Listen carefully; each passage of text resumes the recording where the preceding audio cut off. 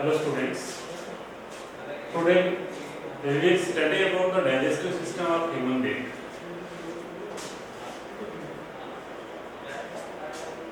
As we already have studied the nutrition in plants and animals, और animals में nutrition को obtain करने के लिए जो हमारे पास जो प्रोसेस होता है हम इसको लाइफ प्रोसेसेस भी बोल रहे हैं because we are studying life processes. और इसके बाद हम सारे के सारे life process one by one study करेंगे। सबसे पहले मैं डाइजेस्टिव सिस्टम की बात करूंगा कि how digestive system of human being works, ठीक है, और इसका जो सोल पर्पस क्या है, what is the sole purpose of this digestive system is to make the complex food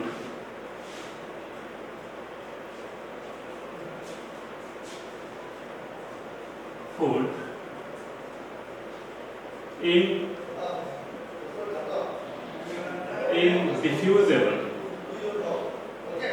diffusible form, ठीक है, and this is done with the help of certain digestive enzymes,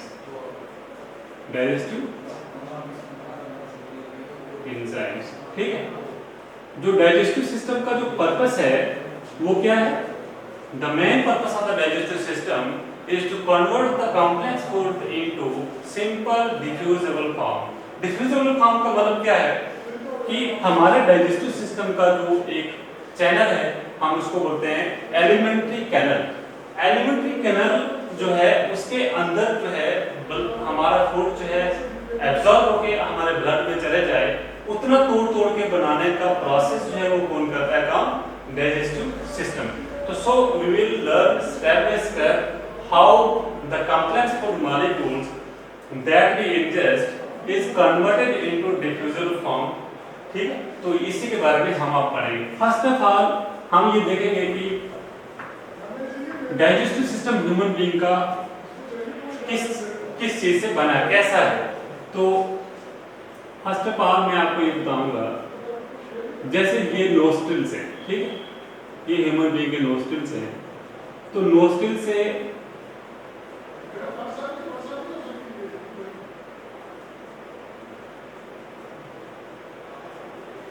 nostrils के suppose यहाँ पे eyes हैं, ठीक है, तो यहाँ से एक सपोज हम अंदर अगर ड्रा करेंगे तो यहाँ से नॉस्ट्रिल्स हैं, ठीक, और नॉस्ट्रिल्स से यहाँ पे देखो ये इस तरह से, और यहाँ पे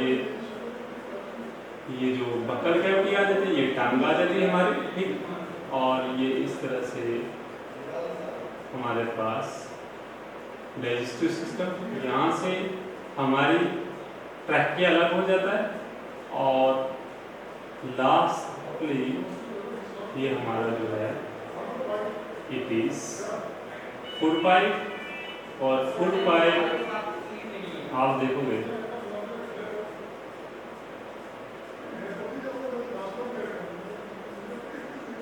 फूड पाइप में इस तरह से आप स्टोमेक बनाओगे, एंड स्टोमेक के बाद आप देखोगे कि स्टोमेक बनने के बाद यहाँ पे हमारे पास एक हेपेटोपेनक्रियाटिक डक्ट है, यहाँ से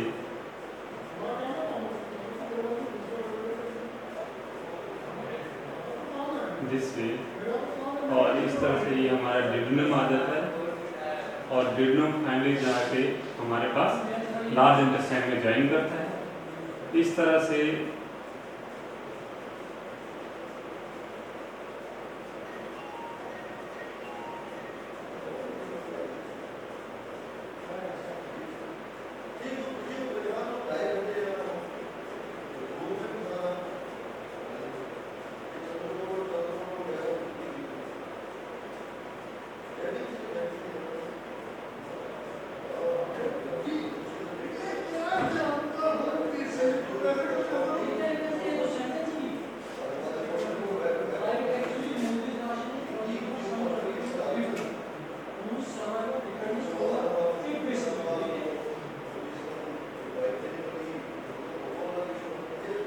से यहाँ से मैं आपको ये बताऊँ, इस तरह से धीरे स्मॉल इंटेस्टाइन हाईली एक्सट्रैक्टेड, और यहाँ से हमारा इंटेस्टाइन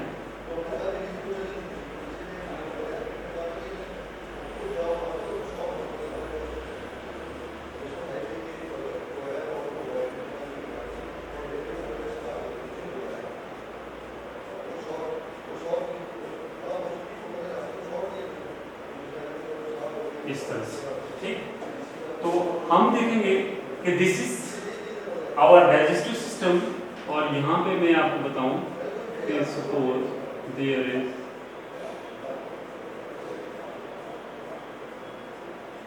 ए लीवर, एंड यहाँ से बहुत सारे डक्ट्स आते हैं, और ये डक्ट्स है यहाँ से इस तरह से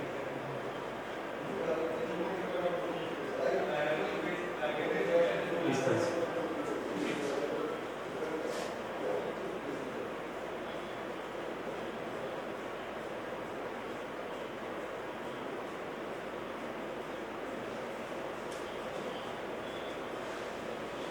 First of all, there is mouth.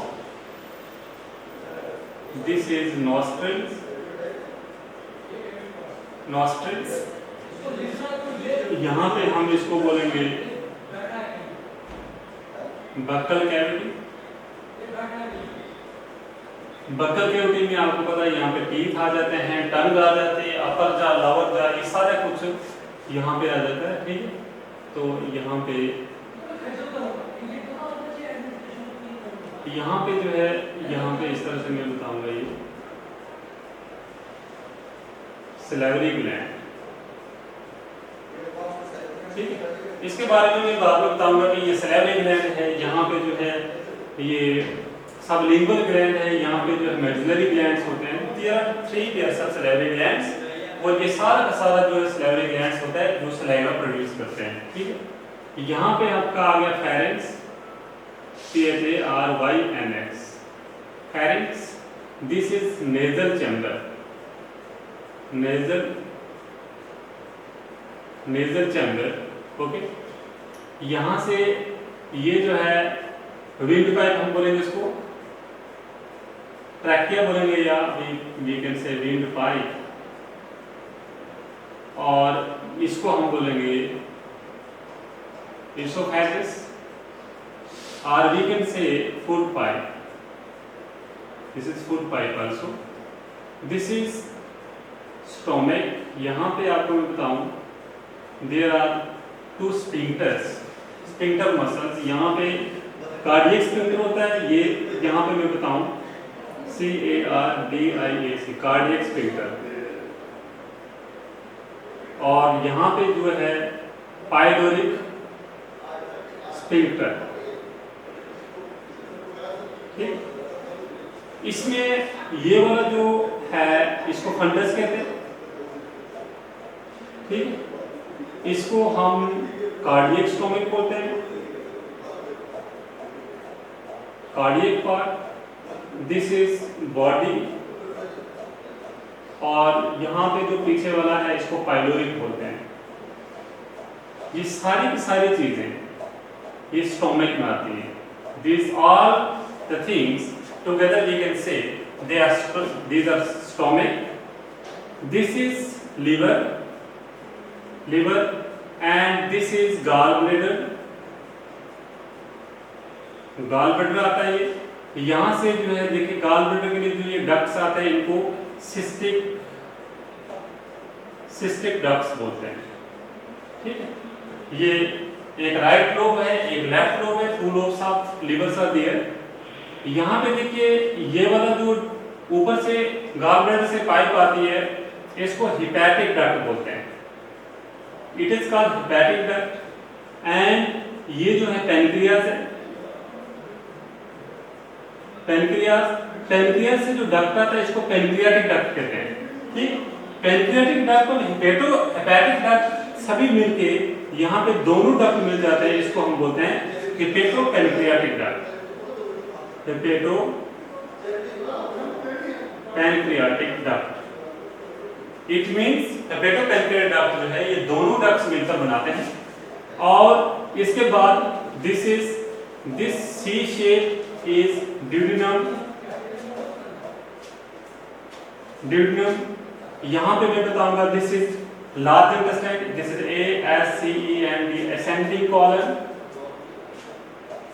इसको हम बोलते हैं ट्रांसवर्स कॉलन।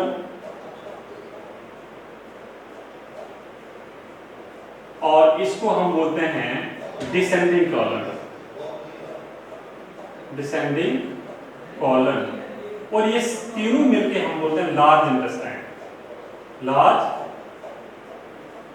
Large intestine. इसको हम बोलते हैं स्मॉल इंटेस्टाइन। इसको दूसरा नाम इलियम भी बोलते हैं।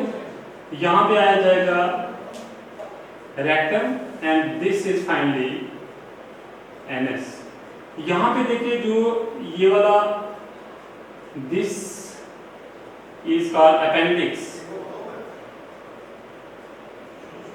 Okay, so this is all about the digestive system of human being. Digestive system of human being is a complex structure which is made up of number of organs which are associated with the human digestive system.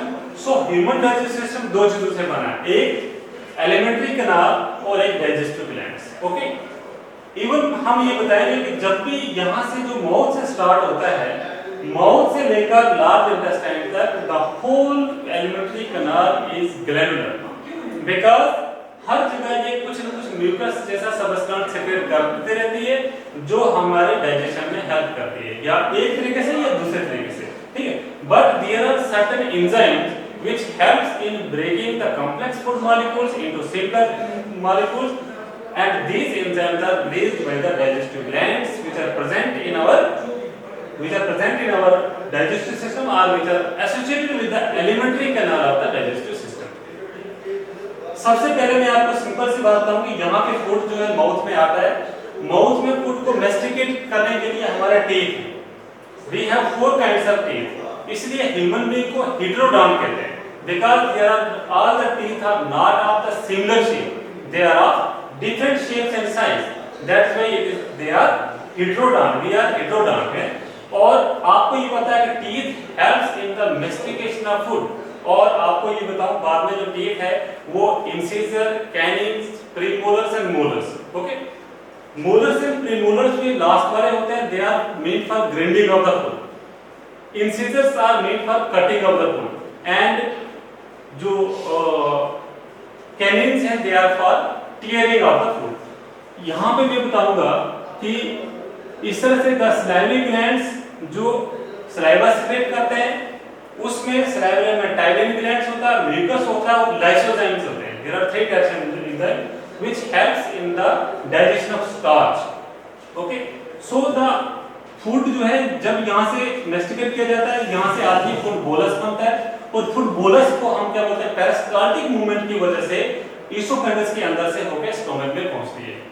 ठीक है, जो food bolus बनता है छोटा सा, जब हम खाना खाते हैं वो छोटा सा बॉल जैसा बनता है, and that ball is transported to the stomach through the peristaltic movement of the oesophagus. और ईसोफेगस में कोई भी डाइजेशन नहीं होती है। यहाँ पे मैं बताऊं, यहाँ पे एपिग्लोटिस होता है। एपिग्लोटिस क्या करता है कि it guards the opening of oesophagus. Epiglottis जब हम खाना खाते हैं तो वो एपिग्लोटिस क्या करता है, यहाँ पे इस साइड विंड पाइप को बंद कर देता है और हम वहाँ खाना खाना शुरू होता है, हमारा खाना जो है यहाँ से पास हो जाता है। लेकिन कभी-कभी आपने देखा होगा जब आप थके हुए हो जाए होंगे या आपको सांस चढ़ा होगा, उस समय में आपको लोग बोलते हैं कि अभी पानी नहीं पिएगा, खाना नहीं खाओ। होता क्या है कि उस समय हमें सांस जल्दी-जल्दी अंदर जा रहा होता है और एपिग्लोटिस का जो है बैलेंस नहीं बन पाता कि मैं इसको बंद करूं या इसको बंद करूं, क्योंकि भूख भी लगी होती है। तो इस समय में हमें क्या हो जाता है, फूड जो है रिवर में फंस जाता है, वो फिर प्रेशर एक आता है लंग से, तो जल्दी एक्सपेल करके हमारा फूड जो बाहर निकाल देता है। और आपने कई टाइम ऐसा एक्सपीरियंस किया भी होगा। तो वो कौन सा है, एपिग्लोटिस है। ठीक है, यहाँ से जब फूड नीचे आ जाता है, यहाँ पे जो है कार्डियक स्फिंक्टर है, स्टोमक में फूड आने के बाद एक ऐसा फ्लैप होता है, वो पूरा जो है कार्डियक स्टोमक को बंद कर देता है, और पाइलोरिक जो है यहाँ से स्टोमक को पीछे भी नहीं और आगे भी पूरा बंद होता है। ये stomach it is the highly distended organ of the digestive system, सबसे ज्यादा जो वाइड ऑर्गन जो स्टोमक ही है, और वैन जो है यहाँ पे फूड जो है काफी टाइम तक 3-4 घंटे तक रहती है। यहाँ पे HCl रिलीज होता है, म्यूकस रिलीज होता है और पेप्सिन रिलीज होता है। 3 चीजें याद रखना, HCl म्यूकस और pepsin. These 3 enzymes are released in the stomach for the digestion of food. HCl जो वो क्या करता है, it cause killing of the germs which are present in our food, ठीक है, और acidic medium करता है क्रिएट, और यहाँ पे फूड को काइल बोला जाता है, ठीक है। और इसी तरह से जब फूड यहाँ पे चर्बी का फूड होगा, उसके बाद डाइजेशन स्टार्ट हो जाती है, और डाइजेशन तो माउथ से ही स्टार्ट हो जाती है क्योंकि स्टार्च डाइजेस्ट हो जाता है, फिर पास ऑन हो जाती है डिडूम से। डिडूम में लिवर से बाइल और पैनक्रियाज से बहुत सारे एंजाइम ट्रिप्सिनोजन वगैरह जो है वो यहाँ पे फूड में ऐड हो जाते हैं, और वहाँ पे प्रोटीन्स वगैरह की डाइजेशन जो है वो स्टार्ट हो जाती है। ओके, प्रोटीन्स की डाइजेशन यहाँ स्टोमक से ही स्टार्ट हो जाती है क्योंकि पेप्सिन एंजाइम जो है वो पेप्सिनोजन को कन्वर्ट करता है। ओके, इसके बाद जब हमारा स्मॉल इंटेस्टाइन में पहुंचती है, here the complete digestion of food takes place. यहाँ पे स्मॉल इंटेस्टाइन एंजाइम प्लेस करती है, पैनक्रियाज से भी आए होते हैं, और यहाँ पे हर एक कंपोनेंट फूड का जो होता है वो डाइजेस्ट किया जाता है और उसको सिंपल डिफ्यूजिबल फॉर्म में उसको कन्वर्ट किया जाता है। यहाँ पे फूड का नेचर जो है बेसिक हो जाता है क्योंकि जो भी एंजाइम पैनक्रियाज से आते हैं और बाइल से आते हैं they are basic in nature and hence the food is now basic. और इसी तरह से ये बेसिक फूड जो है यहाँ से जो डाइजेस्ट होगी, डाइजेशन के बाद यहाँ पे ब्लड आया जाता है, ब्लड में एब्जॉर्ब हो जाती है फूड सारी, और जो अनडाइजेस्टेड मैटर है वो आस्ते आस्ते पीछे पीछे निकलता जाता है, और इस तरह से ये फूड जो है वो कहाँ पहुंच जाती है, हमारे लार्ज इंटेस्टाइन में पहुंच जाती है। लार्ज इंटेस्टाइन में जितना भी पानी होता है, वाटर होता है, वो सारा एब्जॉर्ब हो जाता है and the undigested matter is solidified, और वो सॉलिडिफाइड जो लास्ट में रेक्टम में पहुंचता है where the food is temporarily stored, after that it is expelled out from the anus। Okay, इस तरह से जो सारा का सारा फूड जो है वो अनडाइजेस्टेड फूड मैटर एक्सपेल हो जाता है, और जो भी फूड में से जो न्यूट्रिएंट्स हमारे काम का होता है, जो हमारे जो बॉडी को रिक्वायरमेंट होती है, तो वो इंटेस्टाइन से ही एब्जॉर्ब होकर हमारी बॉडी में चले जाता है। तो इंटेस्टाइन से एब्जॉर्ब होता है वो छोटे छोटे विलाय के जरिए, और वहां जो ब्लड के पास होके तो फिर हमारी बॉडी में सर्कुलेट होता है। तो this is all about the digestive system.